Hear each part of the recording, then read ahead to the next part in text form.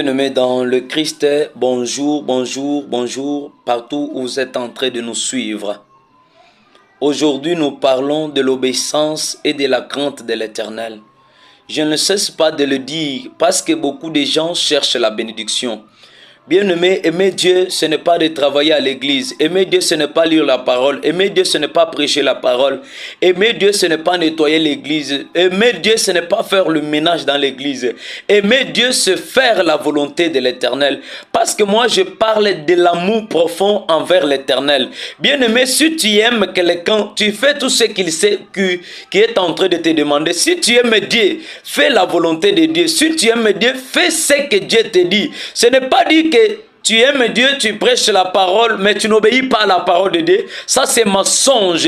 Et ça, c'est l'hypocrisie. Bien-aimé, marcher dans la crainte. Bien-aimé, marcher dans la vérité. Marcher dans l'amour profond avec l'Éternel. Si tu vois que Dieu parle que j'enlèverai un cœur de pierre, je vous donnerai un cœur de chair. Pourquoi ta vie n'avance pas? Parce que tu as un cœur de pierre. Pourquoi tu n'arrives pas à recevoir la bénédiction? Parce que tu as un cœur de pierre. Pourquoi tu n'arrives pas à être élevé, à être élevé, à être élevé? Parce que tu as un cœur de pierre. Bien-aimé dans le Christ, tout ce que tu fais, fais-le avec amour, fais-le avec confiance, fais-le avec foi. Dieu dit, j'enlèverai un cœur de pierre et je vous donnerai un cœur de chair. Pourquoi tu n'avances pas? Parce que tu as un cœur de pierre. Pourquoi tu n'évolues pas? Parce que tu as un cœur de pierre. Bien-aimé dans le Christ, l'Éternel Dieu dit, je vous l'enverrai dit, quitte dans le monde, quitte dans le plaisir du monde. Tu cherches la bénédiction.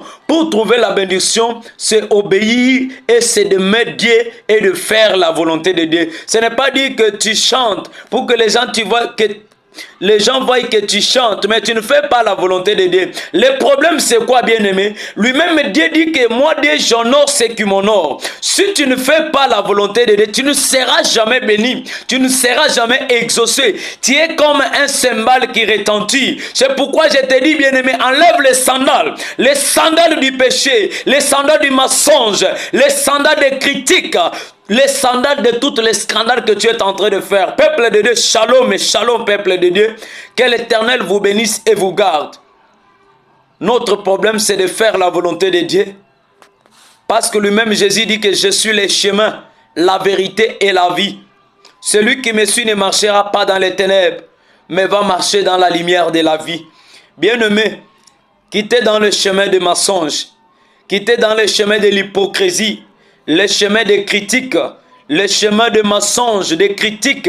Bien-aimé, quittez dans ces chemins. Dieu a besoin de toi. Mon frère, ma sœur, l'Éternel t'appelle. Combien de temps que tu as échoué? Je te demande, fais la deuxième session.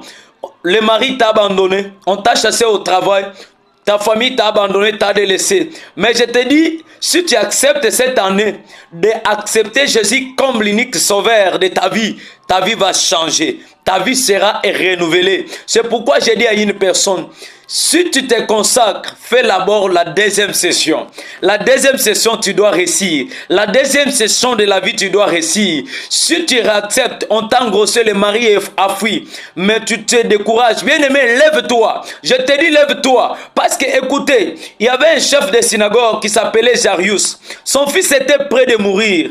Il est allé appeler Jésus, viens guérir mon fils qui est malade. Il y avait ce qui lui décourageait.